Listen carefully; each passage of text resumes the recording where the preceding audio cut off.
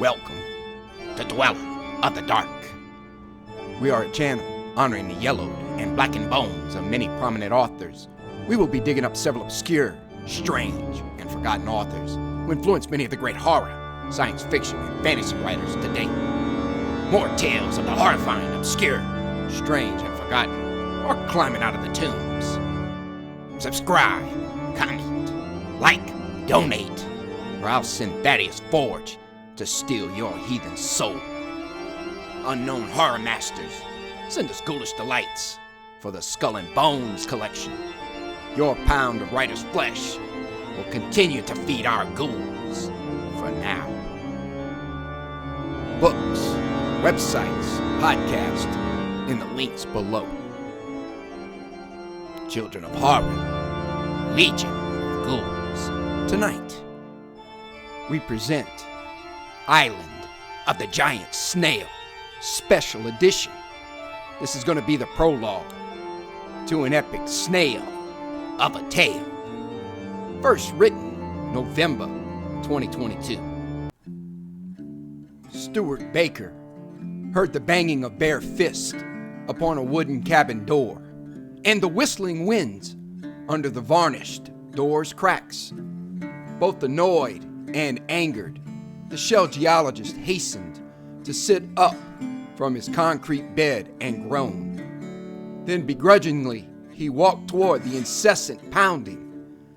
Pulling the cabin door with a furious force, he peered out, rubbing exhausted eyes. His second in charge of the expedition, Lucas Mormon, hurried into his room wide-eyed with terror. The strange man, with eyes the color of sea and sky, mumbled and stuttered. "It almost got me, Stewart. These things are smart." Stewart studied Lucas in dismissive disbelief. He had always been the most peculiar of men with his nervousness. Stewart had lost patience with the man too many times over his superstitious nature, especially around this accursed Avoca Island. How Lucas Mormon had ever become a scientist, much less an oil man, was a mystery to him. Lucas continued his weird pantomime with jerking motions to the looming swamp outside of Stewart's door. "I warned you that this was a dangerous place to survey, Stewart. Now, we done lost two of our top guys overnight."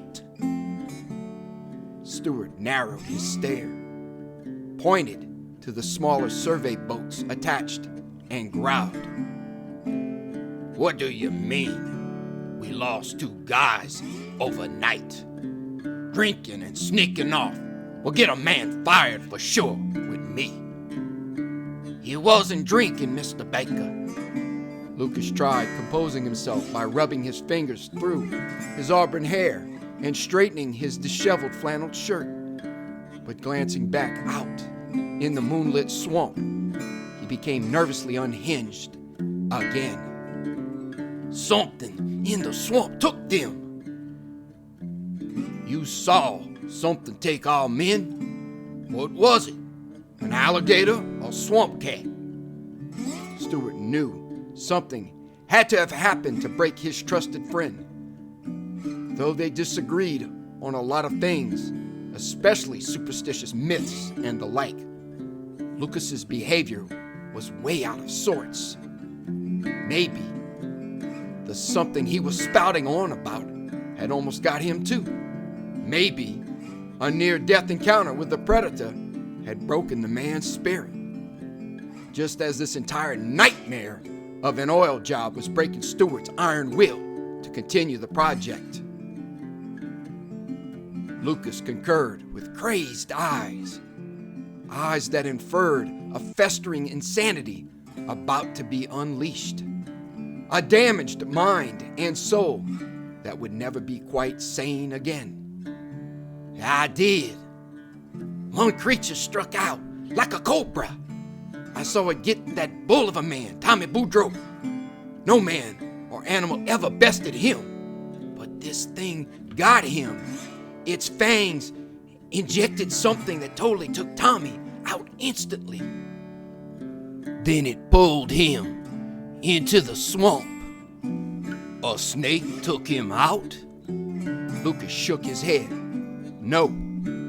Stewart grimaced, trying not to seem pleased or horrified. What was it then? He'd never liked Tommy Boudreaux or his antics on the drill floor. Tommy had considered himself a Johnny Weissmuller or Tarzan of the swamp type. But Stewart found he was more of a pompous, whining Clark Gable. But he'd never want anyone, even Tommy Boudreaux, to get taken out like Lucas was describing. Lucas stared out into the swamp, shuddering. In the moment, Stewart found that the terrified man seemed more human than he had ever known him to be. His vivid gestures and flaming eyes made the genius finally seem to Stewart, well, mortal. Stewart couldn't begin to imagine what type of beast had put him in such a state. But Stewart would find out soon enough. He barked orders to snap Lucas back into reality. We'll send out a search party. Get a team organized with flashlights and guns. Avoid any fire, though. No burning the forest or marsh. There's too much oil out there. A fire could end up burning for years in that massive bubbling pit. And Shell wouldn't take too kindly to a massive loss of revenue like that. Lucas, somewhat dazed, registered Stewart's order and nodded. Both walked out to talk with the oil survey team. Stewart, with Lucas in tow, walked from the shadows of the crew boat out onto the moonlit deck of the vessel, the Elizabeth Bruce, observing the men. Ragged, tired men who smelled of the swamp and of petroleum were sitting in the center of the Elizabeth Bruce's back deck. All 12 men were sitting in a circle, huddled with their backs facing inwards and their wide, panicked eyes fixed on the waters and swamps surrounded by Bayou Shan. No one dared to drop their eyes. No one said a word or acknowledged the company men. Where's the floor hand and surveyor? Stewart looked in each man's face as he asked. No one said a word again, but a couple of the men winced, recalling something painful. I'll ask again. If none of you answer, I'll elect somebody as the first to go out there and look. Where's the floor hand, Marty Gisclair? Where's the surveyor, Paul Frazier? A squat, stocky roustabout with an alfalfa tuft of blonde hair sticking up, uttered a croak. The snails took him. No, took ain't exactly what they did, though. Stewart leaned his head back and lifted his lantern to view the rest of the men more closely. What do you mean a snail took him, Rooster Batto? There ain't a snail that big in all the world. They got giant snails out in this devil's swamp, boss. Rooster answered, then put his head down. The snails didn't just take him either.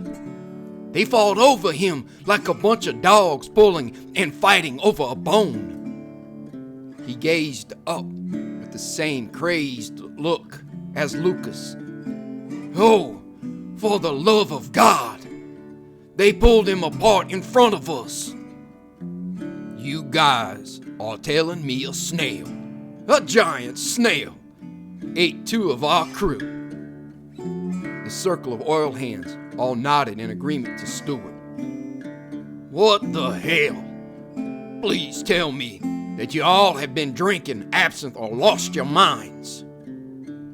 A tall, lean, jaundiced man, Michael Poodle Hinkle, brushed back his poodle curls and replied in frustration. It's the damn truth, company man. Believe us or not, Tommy and Marty were eaten by a bunch of snails. Now what are you going to do about it?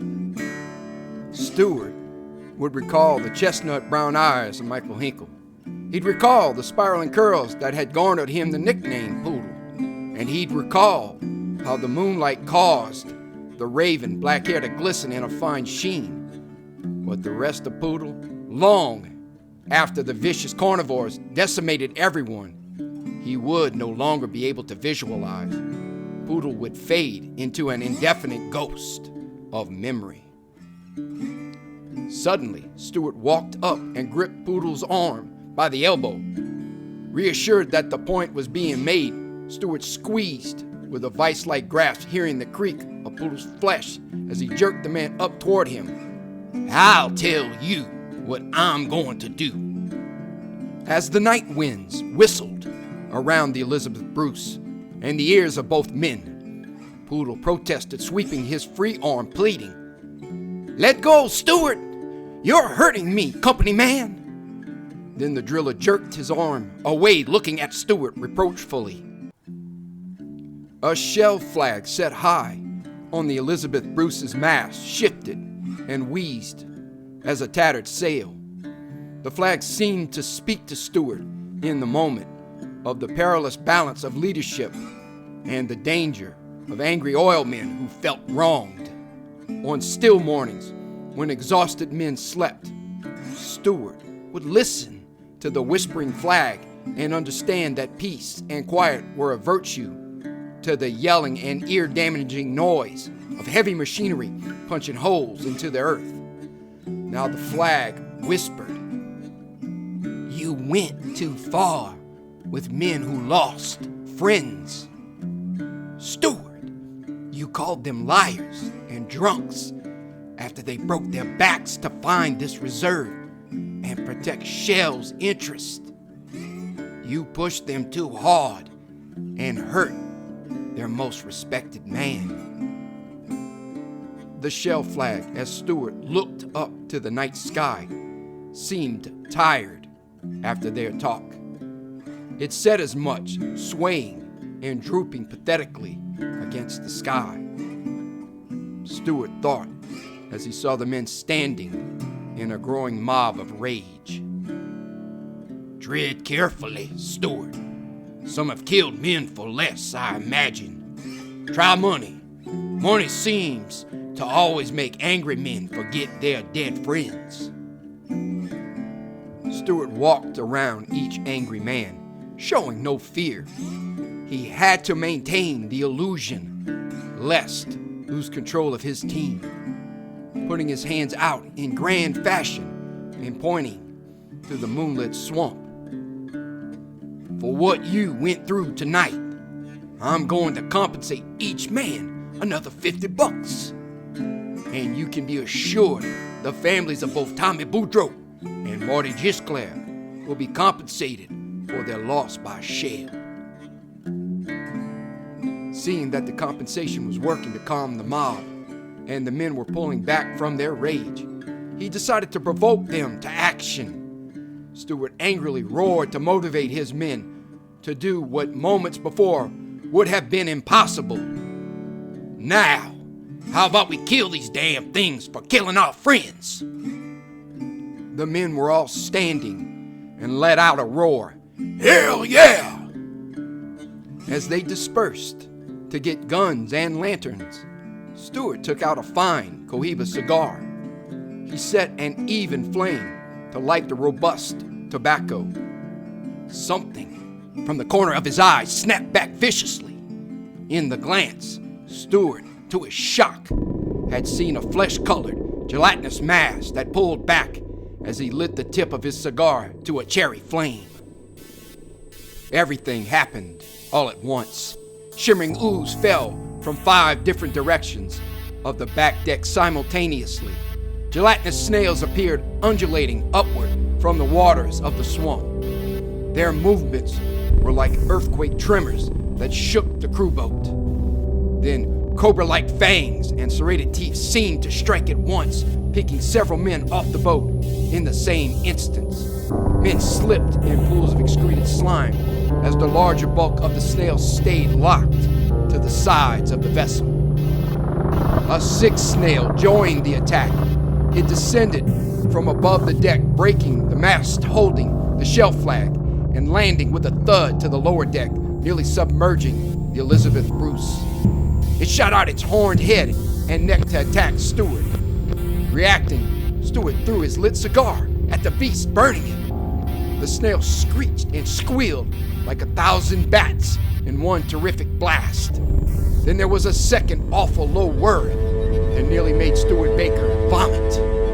As the burned snail screamed a second blast, Stewart folded into a fetal position, grabbing his ears.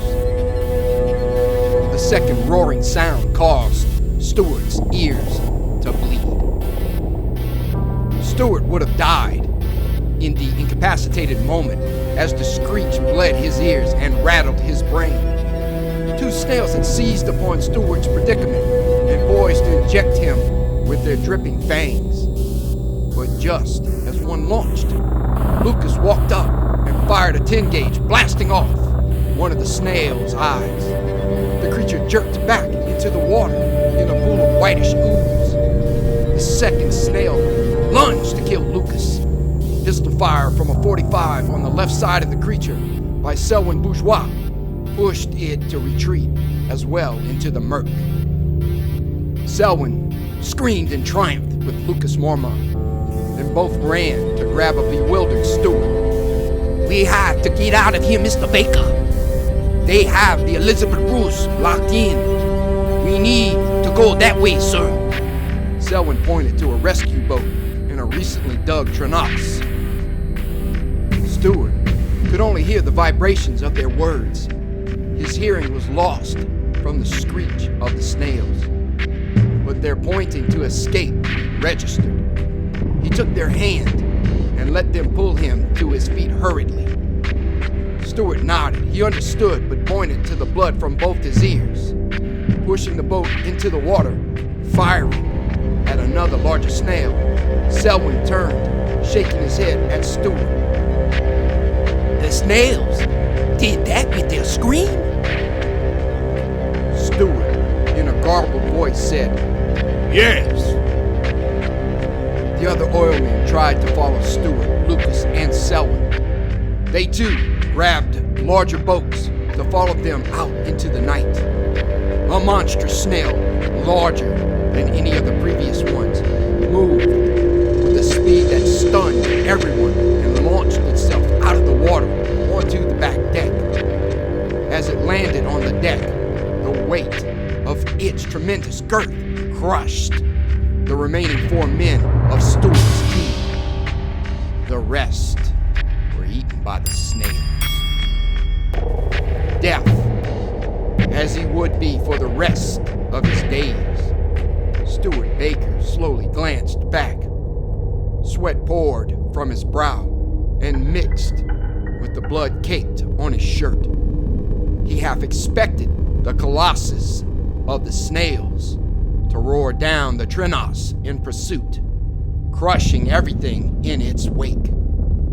He almost welcomed the death of such a terrifying beast, as opposed to the unnerving, palpable dread he'd have paddling 5 miles down the narrow ditch to the safety of Bayou Shank.